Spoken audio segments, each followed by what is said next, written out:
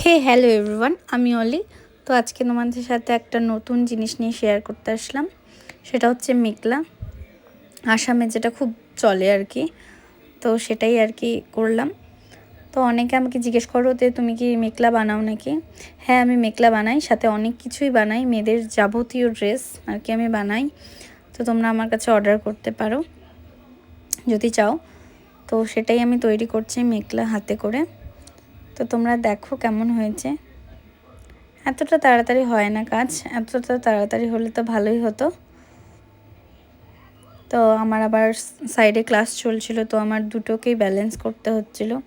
আর এটাও খুব তাড়াতাড়ি ডেলিভারি করার ছিল, সামনে একটা ডেট ছিল সেটাতে।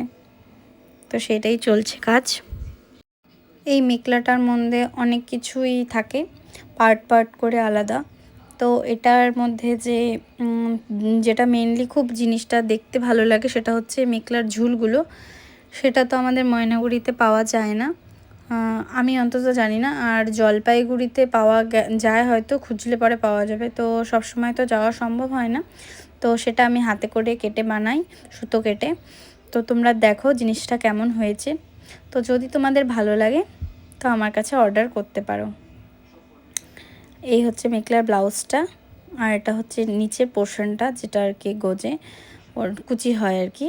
আর এটা হচ্ছে ওড়নাটা। এই যে এই ঝুলগুলোর কথাই আমি বললাম। তো তোমাদের কেমন লাগলো বলো, ভালো লাগলে লাইক কমেন্ট